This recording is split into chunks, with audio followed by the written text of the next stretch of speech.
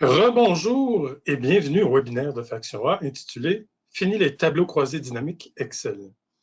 Merci beaucoup de vous joindre à nous ce matin. Mon nom est André Deblois et pour les 50 prochaines minutes, je serai votre modérateur.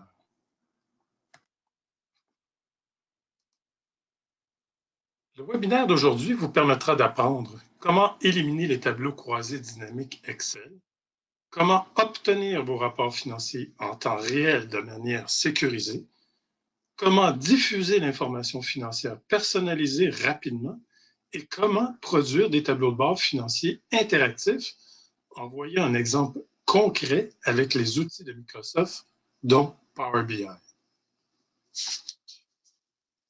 Les présentateurs du webinaire aujourd'hui sont Régent Godin. Régent est associé et cofondateur de Faction A.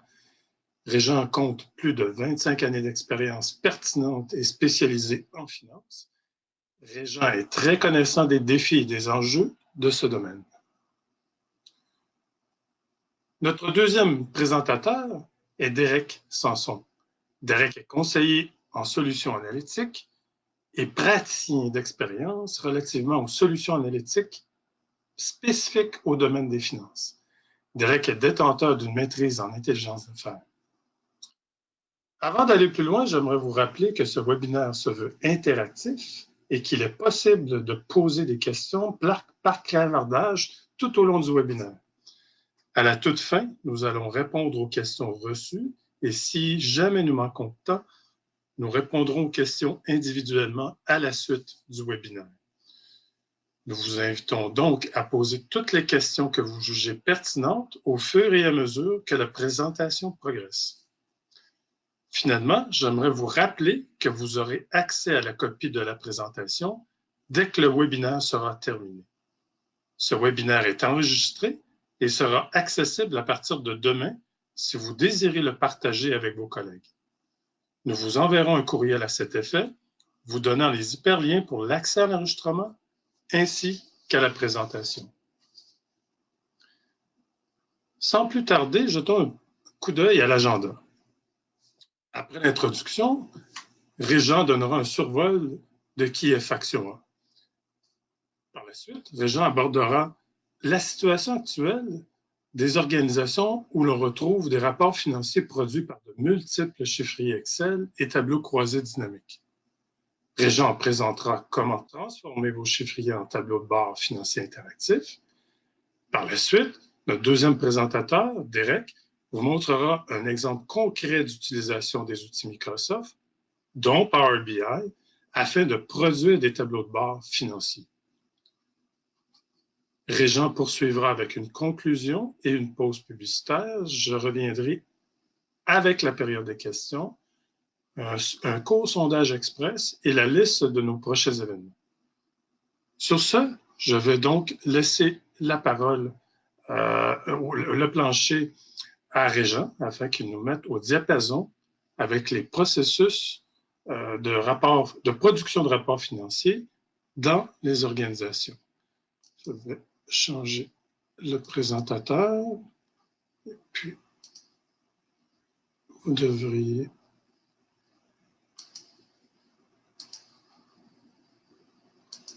entendre Régent. Donc, Régent, tu es bien là? Oui, absolument. André? Oui. À toi la parole, Régent. Merci beaucoup, André. Bon, en général, bonjour à tous. Bienvenue au webinaire de ce matin. Mon nom est Régent Godin. Écoutez, on va se diviser en deux. On va juste survoler la façon qu'on fait les rapports financiers avec Excel pour mieux comprendre après comment les intégrer dans Power Pivot. Pas Power Pivot, excusez-moi, mais Power BI. J'ai tellement fait de Power Pivot dans ma vie que j'ai de la misère à dire Power BI de temps en temps. Bref, c'est séparé en deux. On va parler de Power BI, mais au début, on va juste faire un survol des chiffres Excel. Bon, d'abord et avant tout, Faction A, petite pause publicitaire. Nous, ce qu'on fait dans la vie, on ne fait que des services. On ne revend pas Microsoft. On n'a pas de produits basés sur Power BI en finance qu'on pourrait vendre. On n'a pas de package, donc on ne vend pas de produits, puis on ne vend pas de solutions non plus. Nous, on est vraiment juste des services, des experts Power BI, mais aussi des couches inférieures à Power BI. On va en revenir, je vais en parler un peu plus loin de ça. Faction A, ce qu'il faut retenir, c'est une entreprise de service. On peut vous accompagner à bâtir votre premier tableau de bord, à bâtir un environnement complet BI, ou même à vous accompagner au début pour que vous ayez les meilleures pratiques. Donc, ça, c'est des services qu'on peut offrir. Bon, maintenant, là, pour l'avoir fait pendant plusieurs années, hein, on prend, qu'est-ce qu'on fait dans le fond quand on n'a pas Power BI et qu'on n'a pas d'outils BI? On va prendre les données directement des ERP qu'on connaît, comme par exemple Microsoft Dynamics, Oracle, SAP, puis je sais, il y en a plein de noms. Un coup qu'on a pris les données, bien là, on les met dans des chiffriers Excel, puis là, on va les trier par, ben, tu sais, on va... En fait, ce qu'on fait, c'est qu'on fait venir des faits. Hein? Les faits, c'est bon, les achats, les ventes, les mouvements d'inventaire, les transactions financières. Donc, en fait, on va voir tantôt, ça va être des tables de faits, mais pour l'instant, ce qu'on fait au début, c'est qu'on fait venir les données. On met ça dans Excel, puis la deuxième étape, ben, là, on va les trier. Bon, c'est un des exemples, on va les trier par succursale, par produit, géographie, il y a toutes sortes de tri parce que ça dépend aussi des données qu'on fait venir du système. Après ça, ben, on va créer des dimensions, comme on voit là actuellement. Ben, tout ça, c'est mis en place dans nos chiffres Excel. Les meilleurs d'entre nous vont faire une modélisation des données avec un Power Pivot. Et si vous n'avez jamais fait ça, là, soyez pas mal parce qu'en fait, 95% des clients que je rencontre n'ont pas réussi ou n'ont même pas touché à Power Pivot à faire un modèle comme ça. Je tenais à vous le montrer ce matin parce que nous, on va réutiliser ça dans Power BI, puis dans Power BI, ça va être un passage obligé. Mais là, ici, ce que vous voyez, là, c'est la table de faits au milieu, puis les dimensions alentour. Donc, on a les produits, la date, les géographies, les magasins. Puis au milieu, on a les ventes, dans le fond. C'est encore la même chose, comme un chiffrier Excel, mais sur un format différent. Ensuite, ben, un coup qu'on a tout ça, puis qu'on a monté ça, ben là, ce qu'on va faire, on va préparer les rapports pour les individus qui s'attendent à avoir des rapports. Comme par exemple, si on a un directeur adjoint qui est différent d'un directeur et d'un vice-président, ils n'ont pas les mêmes données, ils n'ont pas les mêmes rapports, ils n'ont pas la même information. Fait que là, on va tout faire ça pour... un coup qu'on a tout fait nos rapports par individu, on va les tester et tout ça. Bien là, après, on va les distribuer en PDF ou en chiffrier Excel. Puis ça, on va tout le temps envoyer ça par courriel. Il y a des gens, je sais, qui ont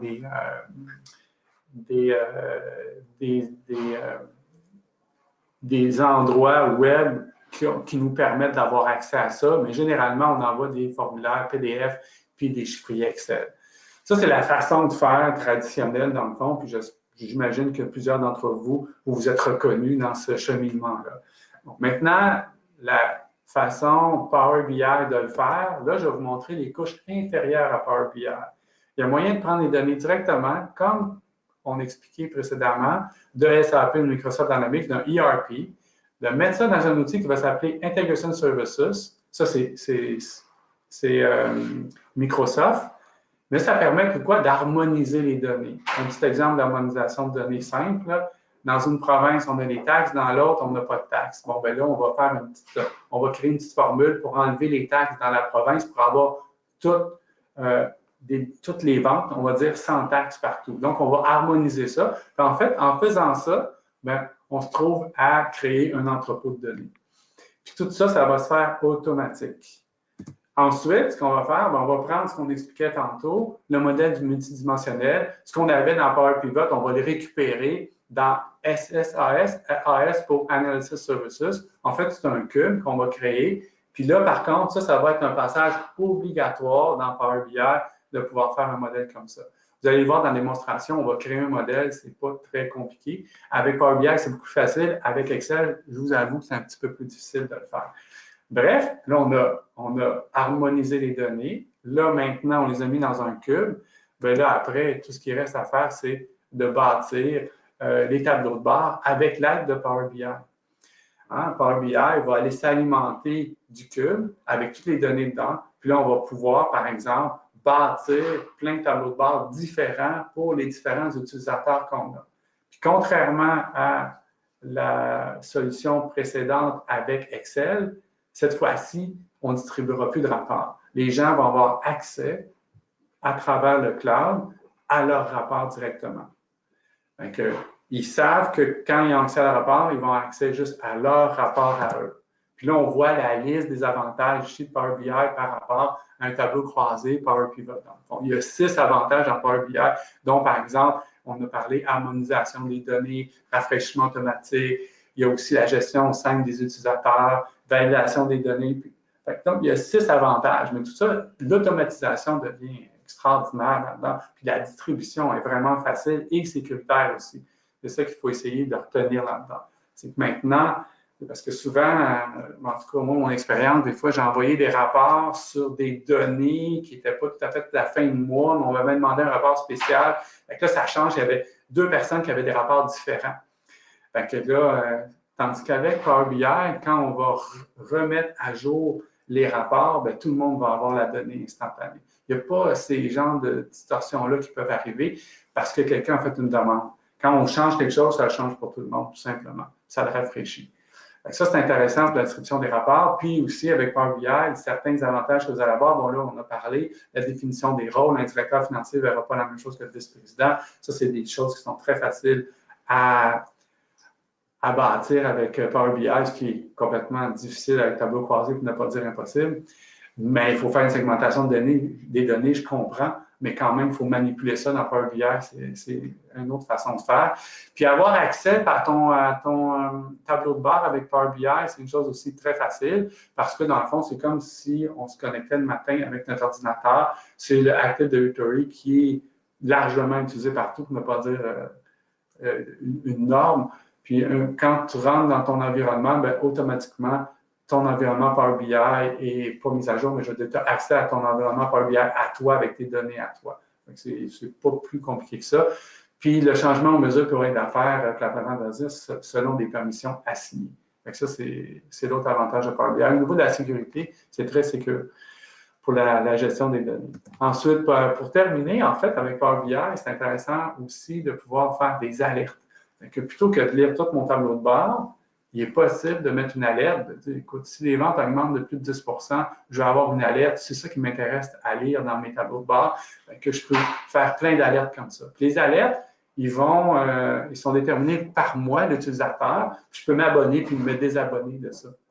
Fait que facilement, fait que je peux en créer, en enlever. Fait que, finalement, j'ai pas, comme utilisateur, c'est pratique. Puis la fréquence aussi des alertes peut être quotidienne, horaire, mensuelle, hebdomadaire, comme vous voulez. Puis, il est possible aussi de l'avoir par courriel. Donc, mais ça c'est pas vous qui allez faire ça, c'est l'utilisateur qui va décider ça. Mais c'est une fonctionnalité que les utilisateurs adorent, clairement. Parce qu'ils peuvent avoir accès à l'information qui, eux, trouvent pertinente. Bon, maintenant, ce qu'on a parlé aujourd'hui, puis la démonstration aujourd'hui, ça va être Power BI, mais on a parlé de Integration Services, on a parlé d'Analysis Services, et on va parler aussi de Power BI. Ça, c'est l'ensemble des technologies produites par Microsoft pour faire un système complètement automatisé, à partir de la source jusqu'à l'utilisateur. Aujourd'hui, on va parler juste de Power BI, mais je tenais à vous dire aujourd'hui que ces 2 couches-là sont importantes aussi. Quand vous allez les installer, bien là, c'est sûr que tous les chiffres Excel vont disparaître. Mais aujourd'hui, les chiffres Excel ne disparaîtront pas. On va s'alimenter d'un chiffre Excel. On ne s'alimentera pas d'un cube Analysis Services ni d'un entrepôt de données Integration Services. On va prendre des chiffres Excel et on va créer des tableaux de bord tout simplement. C'est ça qu'on va faire aujourd'hui. On va vous montrer à faire ça aussi. Sans plus tarder, je vous passe Derek qui va vous présenter la démonstration puis Power BI. Bon, merci Régent. Donc, on va passer là, à Power BI directement. Donc, la démonstration d'aujourd'hui, ça va être, comme André l'a mentionné, de bâtir un tableau de bord là, financier. Ici, j'ai déjà Power BI Desktop d'ouvert, j'ai déjà un template de fait. Tout ce qui reste à faire, là, dans le fond, c'est d'importer mes données, puis de présenter, puis créer les mesures, puis présenter l'information. Donc, première chose, on peut jeter un œil là, au jeu de données qu'on a disponible. C'est un jeu de données là, très simplifié là, pour les fans de la démonstration. Ce qu'on voit ici, dans le fond, c'est des transactions qui sont portées là, à des comptes de grands livres. Puis, évidemment, chacune des transactions est attribuée là, à un magasin, un département, puis à une date donnée, finalement. J'ai des comptes, donc chacun des comptes de Grand Livre est un poste finalement dans l'état des résultats. Donc, je les ai mappés à un poste, donc certains comptes au chiffre d'affaires, etc. Puis, j'ai un champ d'ordonnancement des fins de reporting finalement. Donc, pour revenir à Power BI, je vais fermer mon jeu de données. Toujours important de le fermer lorsqu'on importe la donnée parce qu'il va y avoir un conflit à l'importation. Donc, en se retrouvant dans l'interface de Power BI, on va aller directement dans Get Data pour sélectionner le jeu de données qui provient d'Excel. Donc, je clique sur Excel. Puis là, il me propose différents trucs. Donc, moi ici, dans le fond, ce que j'ai, c'est l'extraction des GL. Je m'en vais dans le répertoire qui correspond et puis je fais Open. Bon, à ce moment-là, c'est sûr qu'il y a un certain délai. Plus le jeu de données est grand, plus le délai, évidemment, il va être grand également. Donc, je sélectionne ma table de transaction, table de compte et je charge. Il y a différentes options de connexion qu'on peut avoir, notamment là, des options de connexion directe aussi, ou quand on a un modèle en Power Pivot, on va importer directement le modèle Power Pivot. Là, tout ce que j'ai fait ici, c'est carrément d'importer les tables. Donc, voilà, on peut les voir. J'ai la table de compte et ma table de transaction. Par défaut, Power BI a repéré les champs qui étaient identiques pour faire une connexion entre mes tables. Donc, il a repéré l'ID compte de ma table de transaction est connecté à ma table de compte via le même ID. Bon, une fois que j'ai importé ces tables-là, ce que je vais faire, c'est que je vais faire un travail d'ordonnancement, modélisation, harmonisation des données. Donc, je m'en vais dans Edit Queries directement. Je vais regarder si chacun des champs que j'ai importés est dans le format que je veux le représenter ou si ça fait du sens. Donc, je regarde ma table de transaction. Bon, si je vois que mon ID compte, par exemple, c'est du texte, la même chose, la date, est en format de date, c'est excellent. Ah, les montants, c'est des chiffres entiers. Moi, j'aimerais ça que ce soit vraiment de la monnaie. Donc, je vais remplacer mon format par le format de monnaie. Et puis, à ce moment-là, je vais être capable de faire des analyses. Puis, par défaut, le chiffre, le signe du dollar va s'afficher. La table de compte, je regarde si tout est beau. Évidemment, tout est correct. Donc, une fois que j'ai fait l'ensemble des transformations que j'avais besoin, je fais Close and Apply en haut à gauche. Puis là, dans le fond, la donnée va se remettre à jour selon les changements que j'ai effectués. Donc, c'est vraiment, on importe la donnée, puis après ça, il y a une séquence de transformation qui est effectuée par-dessus la donnée que j'ai importée pour finalement la présenter selon ce que j'ai besoin. Et puis, les transformations peuvent vraiment être plus complexes que ça. Là, c'est juste un exemple, mais on peut unir des tables, on peut enlever des champs, on peut concaténer des champs. Bon, on peut faire plusieurs transformations pour finalement avoir un jeu de données qui correspond à nos besoins d'analyse. Bon, là, l'idée ici, c'est de présenter un peu les visuels disponibles. Ici, je vais bâtir une analyse de l'état des résultats d'une entreprise inexistante, une entreprise fictive. Donc là, je vais aller dans mon panneau de visuel ici. J'en ai une série qui sont disponibles via Power BI par défaut, mais je pourrais en ajouter dans une librairie là, qui est disponible. Je pourrais importer d'autres visuels d'un marketplace. Bon, donc je clique sur ma matrice en haut à droite et puis là, dans le fond, ça me donne un panneau dans lequel je vais pouvoir glisser mes champs. La première chose que je vais afficher, moi, c'est un tableau, des montants par poste, finalement. Donc, qu'est-ce que je vais faire? C'est que je vais directement aller chercher les comptes que j'ai besoin, puis les postes qui les correspondent et les glisser soit dans le visuel, soit dans mon panneau ici à droite. Par exemple, je prends sommaire, je le mets dans mes lignes. Bon, là, vous voyez, mon visuel à gauche, il se met à jour. J'ai tous mes postes disponibles de mon état des résultats. Bon, là, je veux une certaine hiérarchie, donc je peux mettre la description des postes et puis l'identification des comptes. À ce moment-là, je vais avoir une possibilité de driller dans chacun des éléments et puis de voir les comptes correspondant à chacun des postes. Par défaut, Power BI met les champs en ordre alphabétique. Donc là, ce qu'on peut voir ici. Si on veut vraiment avoir un ordonnancement forcé, eh bien, il faut avoir une colonne qui nous permet de le faire. Puis là, après ça, on va sélectionner cette colonne-là comme indicateur de l'ordonnancement voulu. Donc, à ce moment-là, là, pour le champ sommaire, je vais aller directement cliquer dessus. Je m'en vais dans l'onglet Modeling par la suite. Puis là, j'ai une option aussi qui s'appelle Sort by Column. Je vais sélectionner cette option-là. Et puis là, dans le fond, on voit, j'ai le sommaire qui est ordonnancé par lui-même. Donc, l'ordonnancement par défaut devient l'ordre alphabétique. Mais j'ai un champ Sort sommaire.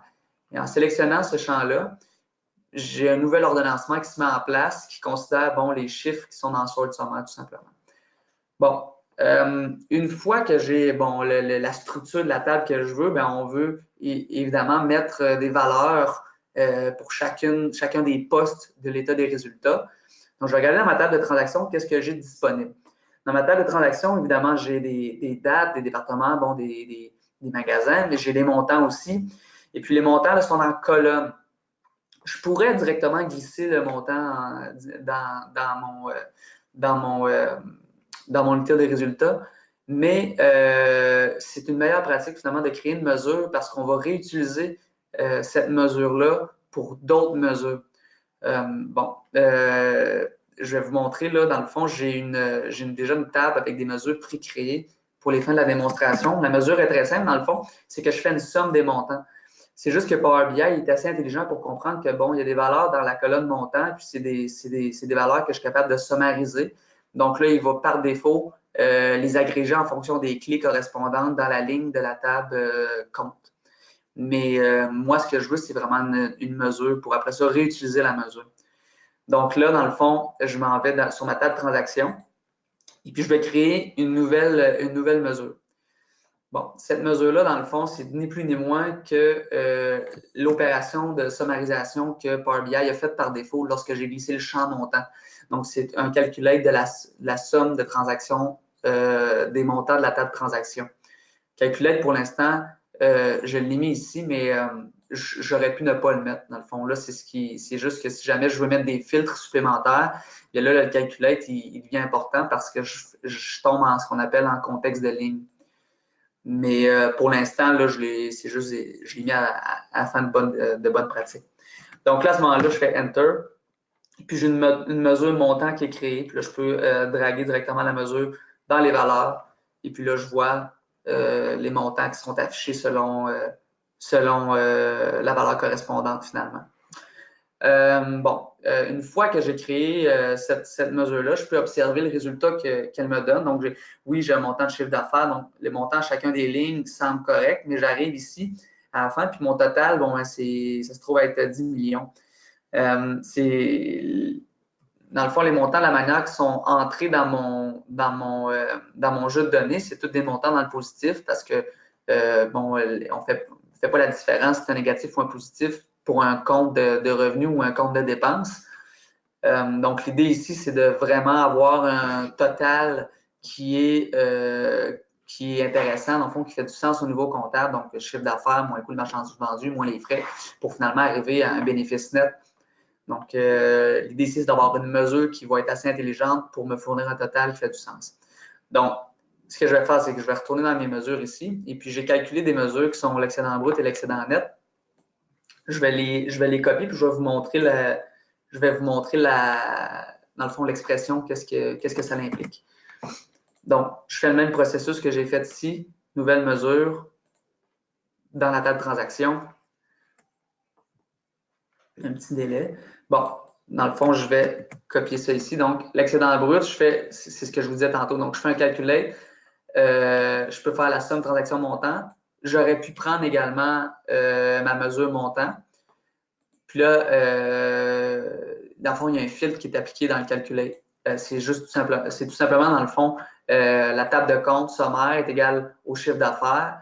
Puis après ça, je refais la même mesure, donc la calculate moins, par exemple, la même mesure, mais avec un filtre qui s'applique sur le coût des marchandises vendues, et puis l'une moins l'autre pour avoir mon excédent brut, tout simplement.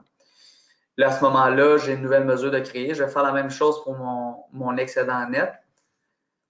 Juste ici, je vais vous montrer le résultat dans ma matrice par la suite. Donc, une nouvelle mesure, encore une fois, dans ma table de transaction. Donc, la même chose, là, on a créé, je récupère ma mesure de l'excédent brut et puis là, j'applique l'ensemble des frais qui restent pour avoir l'excédent net. Bon, qu'est-ce qui se passe? Lorsque je mets mon excédent net ici, mais là, dans le fond, j'ai vraiment une soustraction des montants. Puis voyez-vous, les montants de frais, ils s'affichent en négatif. Bon, normalement, dans un état de résultat, on n'affiche pas le négatif, c'est débit-crédit, puis on fait juste, dans le fond, démontrer l'information l'un moins l'autre. Mais je vais vous montrer que tantôt comment, justement, avoir des montants ici qui ne sont pas en parenthèse, mais qu'on arrive au même total logique, finalement. Donc, je peux retirer mon montant ici. Et puis là, j'ai l'excédent net qui est affiché. Ce serait bien d'avoir une dimension de temps, finalement, une dimension temporelle pour être capable de comprendre, finalement, mon état des résultats à différents moments de l'année ou différentes périodes. Pour ce faire, on peut charger une dimension de temps ou on peut tout simplement en créer une en DAX. On peut faire, dans le fond, de l'entrée de données en DAX, c'est possible. Je vais vous montrer comment on fait. Donc, ici, j'ai un code de créer qui, ça a l'air d'être complexe, mais quand on porte attention, c'est pas si complexe que ça. Je vais vous montrer, dans le fond, je m'en vais dans mon modèle Power BI, je fais une nouvelle table calculée, finalement, et là, je colle mon code. Donc, qu'est-ce que c'est? Dans le fond, j'ajoute des colonnes, tout simplement, à une table. Dans le fond, c'est ma table date. Donc, j'ajoute des colonnes à une table que je crée on the fly. Donc, je fais en fait un minimum. En fait, j'inscris des dates entre le minimum de mes dates de transaction et le maximum de mes dates de transaction. De cette façon-là, j'ai une dimension de date que toutes les dates comprises entre les deux, le maximum et le minimum de mes transactions en termes de temps. Et là, dans le fond, les autres colonnes que je crée, c'est ni plus ni moins des attributs à ma table. Donc là, je vais faire Enter. Et puis, il y a une nouvelle table qui va apparaître dans mon champ à droite.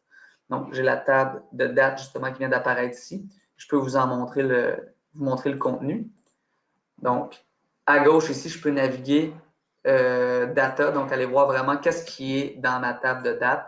Donc, j'ai vraiment une table là, avec des valeurs. Et puis, ce qui est intéressant avec la table de date, parce que certains pourraient me dire, ouais, mais pourquoi tu ne prends pas les dates de la table de transaction? C'est parce que dans ma table de transaction, on peut sauter des journées à différents moments. On peut sauter une journée parce qu'il n'y a pas de transaction à un moment donné ou autre raison.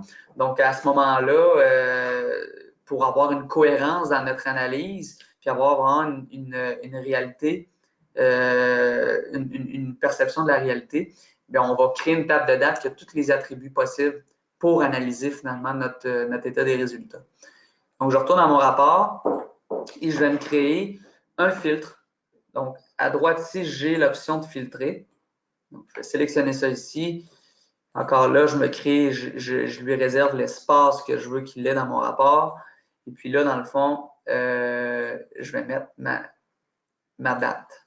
Donc, et là, je vais juste mettre les champs ici plus visibles, question qu'on voit l'information. Donc, à droite ici, on peut vraiment changer le format des visuels. Là. Donc, l'espèce de petit rouleau de peinture. Puis, j'ai différentes options, là, notamment le titre, les slicers, la couleur, etc.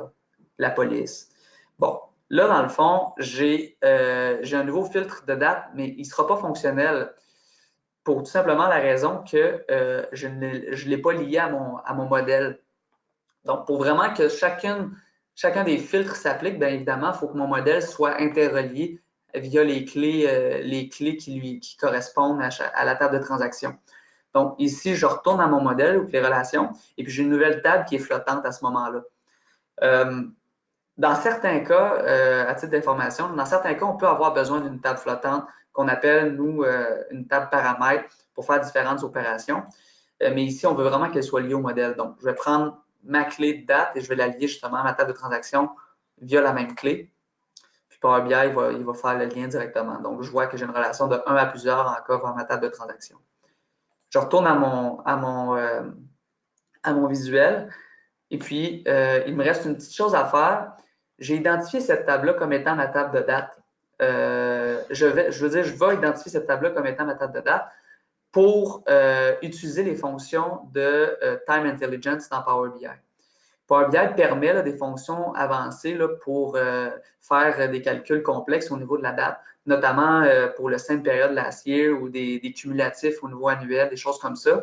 Mais pour ce faire, il faut vraiment avoir une table identifiée comme la table de date parce que le calcul qui est effectué est différent dans le système selon si j'ai une table de date ou non. Donc, à ce moment-là, j'ai ma table de date ici. Je m'en vais sur les ellipses à droite. Je fais Mark as a Date Table. Et puis, justement, il va me proposer le champ qu'il faut que j'utilise pour que ce soit identifié comme ma table de date. Moi, c'est mon champ avec la plus fine granularité, donc le niveau le plus fin à laquelle je peux retrouver ma donnée dans ma table. Donc, la validation est bonne, je fais OK.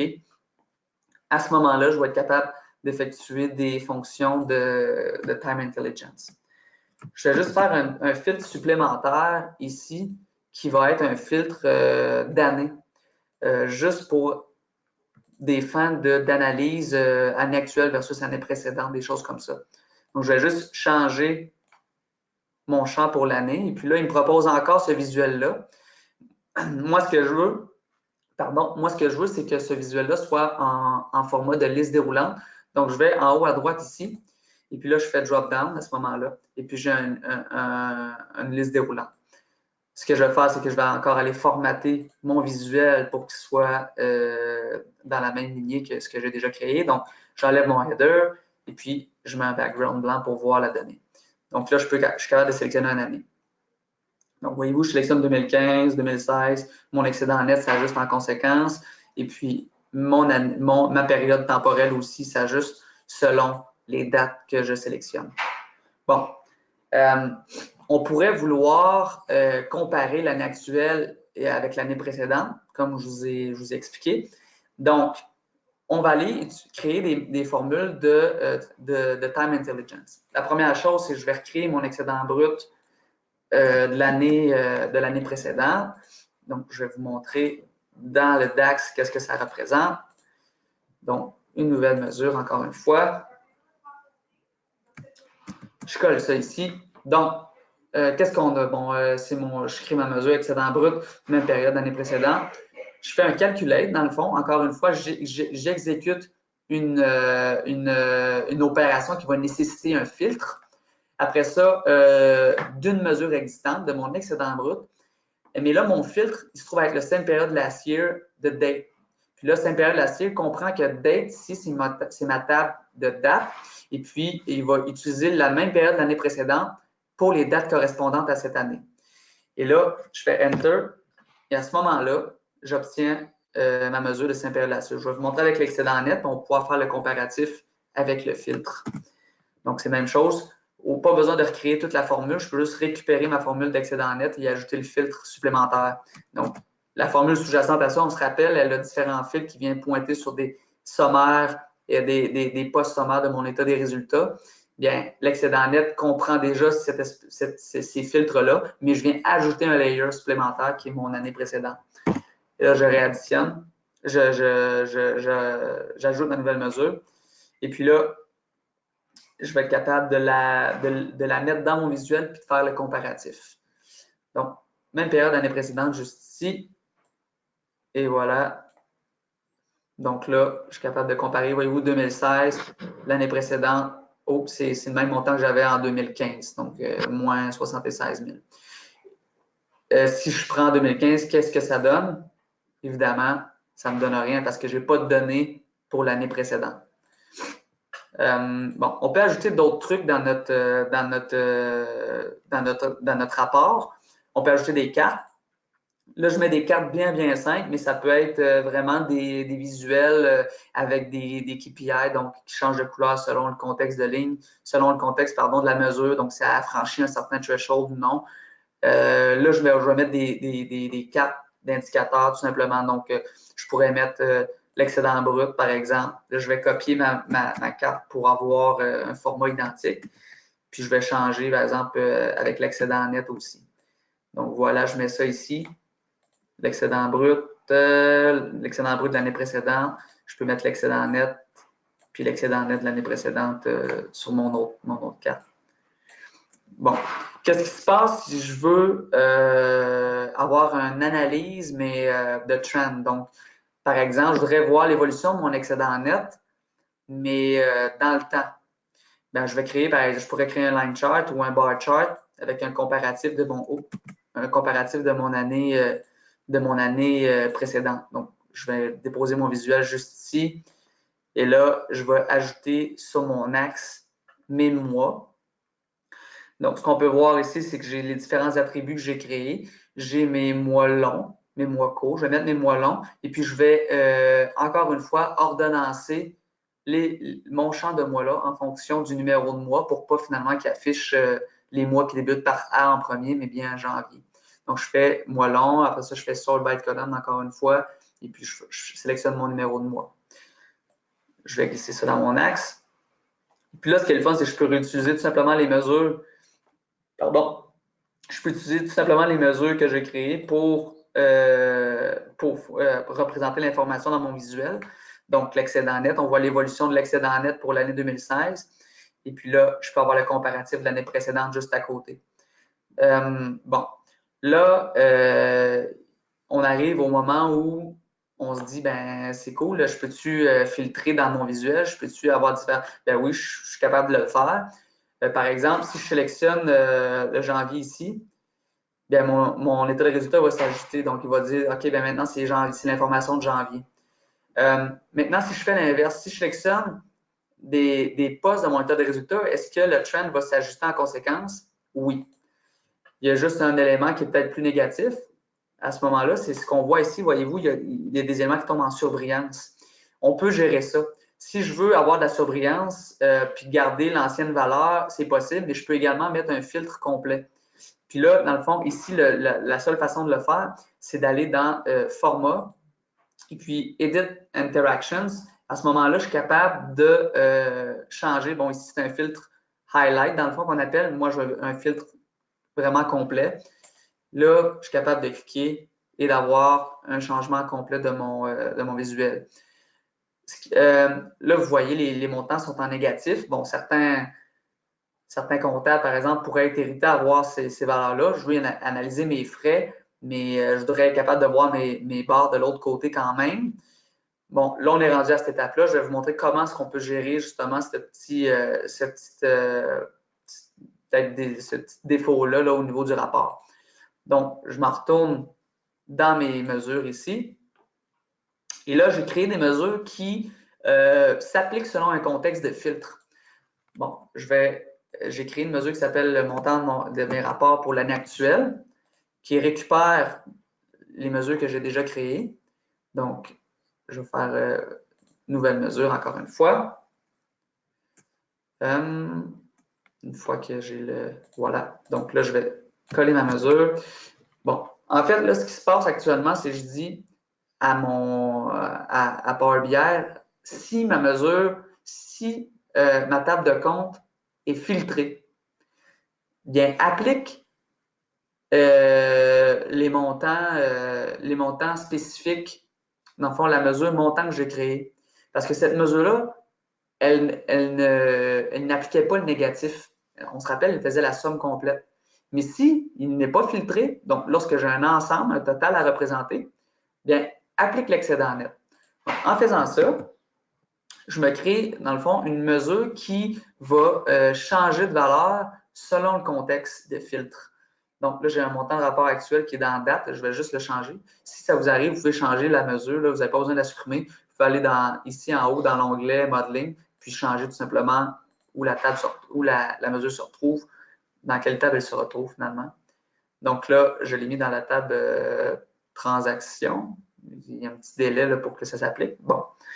Donc là, j'ai mon montant de rapport actuel. Je vais glisser ici, puis là, on va voir la différence vraiment. Là. Donc, on a des montants positifs, mais le calcul fait quand même du sens. Au contraire d'ici que les montants sont négatifs. Puis là, je peux supprimer la colonne de l'année précédente aussi parce que je vais le changer. Donc, j'enlève ces colonnes-là. Ici, je vais ramener ma colonne de l'année précédente aussi. Voilà. Et je vais, nouvelle mesure encore une fois, dans ma table de transaction. Là, je fais juste faire la mesure pour l'année précédente. Puis, on va être capable, après ça, d'avoir un bar chart aussi qui se filtre en conséquence. Donc, il va représenter l'information selon ce qu'on veut qu'il représente. Je vais ajuster les montants dans ce visuel-là aussi. Donc, montant actuel que je viens glisser. J'enlève mon montant précédent aussi. Donc, voilà. Ici, je vais le mettre dans le rapport. Bon, là, on a le même. Après ma barre, ça paraît d'être à peu près le même visuel. Là, je vais sélectionner un des postes de mon état de résultat. Et puis là, mes montants s'affichent en bonne et due forme. Et les calculs sont corrects ici. Et là, je peux changer encore pour l'année 2015. Évidemment, il n'y aura pas d'information pour l'année précédente. Bon. Il y a différentes choses qu'on peut faire avec Power BI. C'est sûr qu'ici, l'état des résultats n'est pas bien complet. Je n'ai pas affiché, mettons, le bénéfice brut ou le bénéfice net à même la matrice. C'est des choses qui sont possibles de faire. Je vais vous le montrer tantôt. Dernière petite chose que je peux vous montrer, c'est qu'on peut faire interagir les mesures qui sont ici ensemble. Par exemple, je pourrais voir c'est quoi la différence en pourcentage entre chacune des deux valeurs qui est ici. Puis faire une mise en forme conditionnelle dans ma matrice en conséquence. Donc ici, je vais me créer une mesure d'écart entre les deux. Et là, je vais vous montrer qu'est-ce que c'est comme calcul encore une fois. Donc, une nouvelle mesure ici. Et là, voilà. Donc, c'est ni plus ni moins qu'une division entre le rapport de l'année actuelle et le rapport de l'année précédente. Là, voyez-vous l'espèce d'escalade de mesures que j'ai faite. J'utilise une mesure qui utilise des mesures, qui utilise une autre mesure. Donc, on peut vraiment aller loin finalement avec Power BI. Puis, je vais vous montrer, on va faire une introduction tantôt aux variables parce que c'est possible de créer des variables aussi. Une fois que j'ai créé ma mesure, je vais la glisser là et puis je vais avoir là un visuel montant de rapport écart. Là où il y a un petit. Ah, je l'ai mis deux fois. Donc, je vais avoir un visuel vraiment avec les pourcentages. Là, à ce moment-là, il faut les afficher en pourcentage. Donc, je peux changer le format de la mesure pour qu'elle représente vraiment l'information que je veux qu'elle représente. Donc, je vais sur mon écart ici. Pardon, mon écart juste ici. Et puis là, je m'en vais encore une fois dans Modeling et je sélectionne le signe de pourcentage pour représenter l'information en pourcentage. Un petit délai qui s'applique et voilà, donc j'ai vraiment un pourcentage de variation entre l'année actuelle versus l'année précédente. Qu'est-ce qui se passe si je veux avoir une espèce de mise en forme conditionnelle de mes écarts? Par exemple, okay, si les frais ont augmenté, j'aimerais ça que ce soit en rouge. Si les revenus ont diminué, j'aimerais ça que ce soit en rouge, etc. Et là, ce qui est plus sensible ici, c'est que j'ai des montants de revenus puis des montants de frais. Donc, ma mise en forme considère cette différence-là. J'ai créé une mesure de mise en forme conditionnelle, puis je vais vous la montrer, qui me permet justement de gérer cette technicalité-là. Donc, encore là, dans ma table de transaction, nouvelle mesure. Donc, on peut créer des mesures vraiment pour l'analyse, mais on peut aussi créer des mesures qui sont à des fins de reporting. Ici, c'est vraiment une mesure de reporting. Ce que j'ai ici, c'est deux variables. Donc, on déclare des variables en début de mesure. Donc, je dis ici le montant de mon écart, le pourcentage de mon écart est plus petit ou égal à 1. Mets-moi un code de couleur spécifique. Sinon, mets-moi un autre code de couleur spécifique. Là, je ne me rappelle plus lequel est lequel, mais un, c'est rouge, puis l'autre, c'est vert.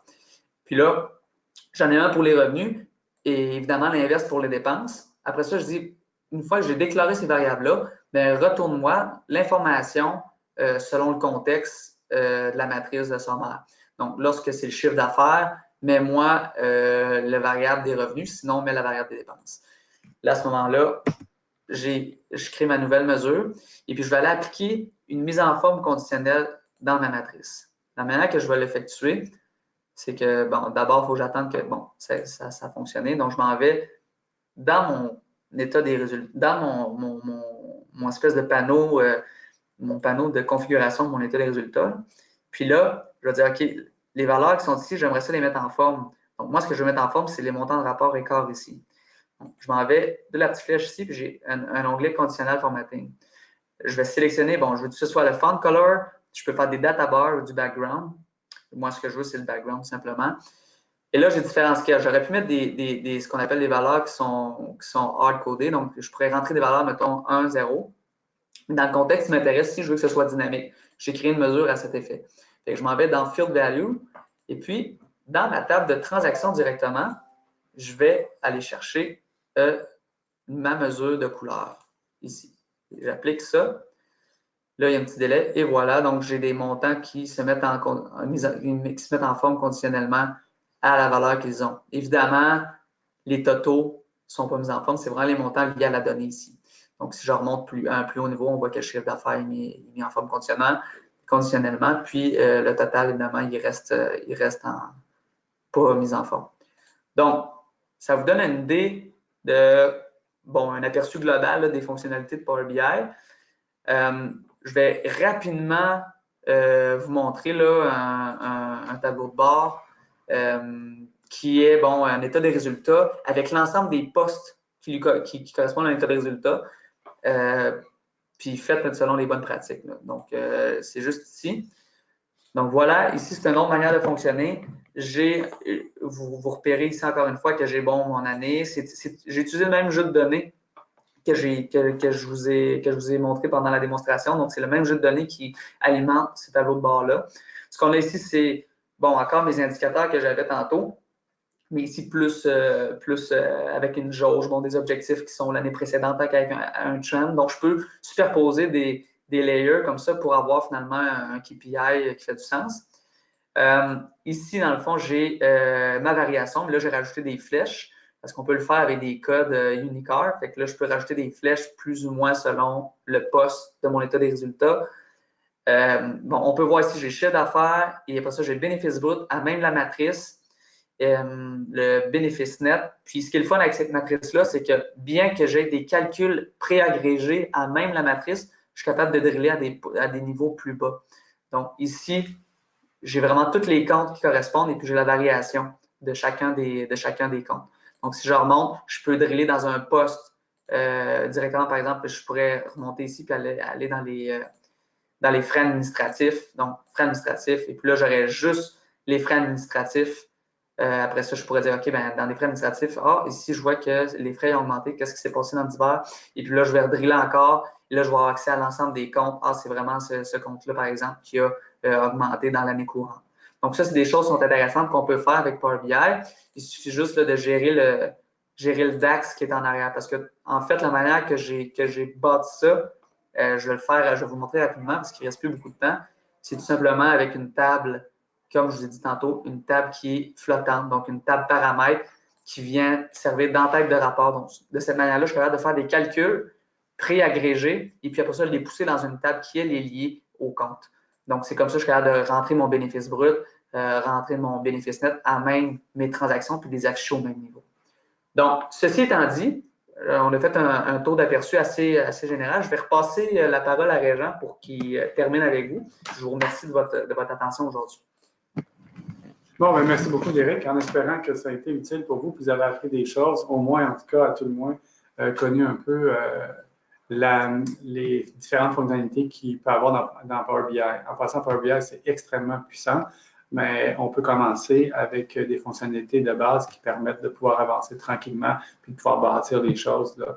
En tout cas, en partant, si vous utilisez Power BI, c'est déjà plus performant qu'un chiffrier Excel envoyé par PDF. La conclusion, en fait, distribution de rapports sécurisés, accessible via le web, facile, gestion de la sécurité, facile, il y a des alertes, puis utilisation de vos chiffriers Excel, évidemment, possible. Même si j'ai mentionné les couches inférieures à Power BI qui permet d'avoir un environnement beaucoup plus robuste puis qui peut se rafraîchir automatiquement. Vous pouvez utiliser vos fichiers Excel quand même pour faire les rapports Power BI puis les distribuer en passant. C'est possible de faire ça.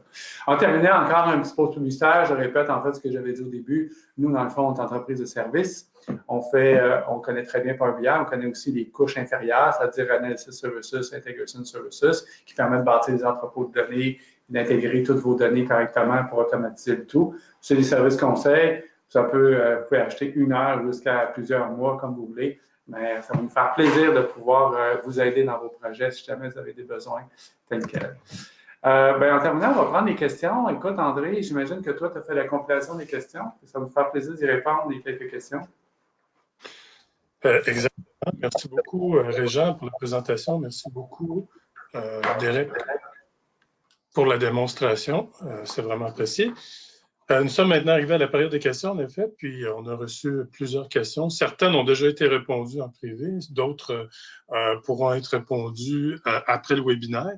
Mais si je retiens quelques-unes qui sont arrivées, une des premières, c'est comme quelle version de Power BI que je devrais prendre pour commencer toute initiative analytique.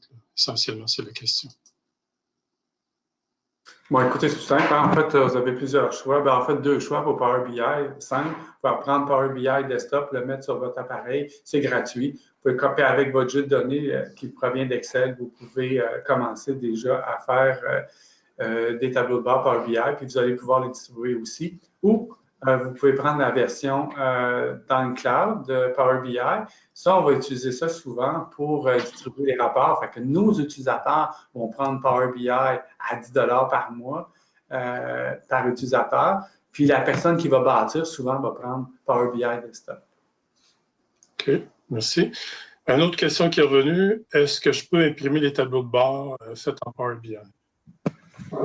Oui, c'est possible. En fait, on peut imprimer les tableaux de bord via Power BI Services, donc print to PDF. Puis on peut maintenant le faire aussi dans desktop. Donc, c'est possible de le faire dans les 2 cas. OK, parfait. Je vais en prendre une dernière question de temps. Puis, est-ce que je peux croiser des données de plusieurs sources? Oui, absolument. Il y a différentes manières de fonctionner. On peut utiliser, dans le cas de l'exemple que j'ai montré, c'était de l'importation de données. Donc, j'avais vraiment importé de la donnée dans mon modèle.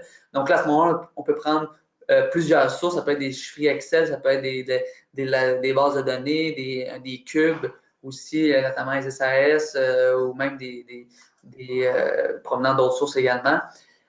Puis, ce qu'on appelle en direct query, donc en live, on ne pouvait pas auparavant avoir plusieurs croisements de sources, mais maintenant, c'est possible grâce au Composite Model, là, qui est une nouvelle mise à jour de Microsoft. Donc, on peut maintenant croiser aussi des sources en live, sauf pour SSAS actuellement tabulaire. Okay. Merci beaucoup. Merci beaucoup, Régent. Merci beaucoup, Derek, pour vos réponses. Les autres questions, on va répondre individuellement à chacune d'entre elles. Donc, question de temps aussi. Donc, je vous invite, en fait, ceci conclut notre webinaire aujourd'hui.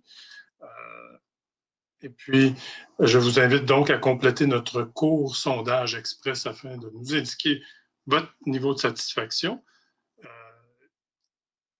Puis, nous espérons avoir su partager une partie de nos connaissances dans un contexte de finance. Si vous avez des questions supplémentaires, je vous invite à contacter Régent ou Derek à votre convenance. Je vais juste présenter aussi. Donc, merci beaucoup. Donc, pour nos prochains événements, je voudrais juste faire un petit survol de nos prochains événements qui se tiendront à Montréal. Nos prochains événements, en fait, notre prochain webinaire, lui, se tiendra le 17 octobre prochain, portera sur les critères essentiels pour réussir une mise en place de solutions analytiques.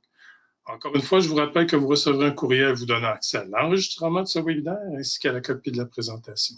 Je vous remercie beaucoup de votre participation. Bonne fin de journée à tous et toutes. Merci.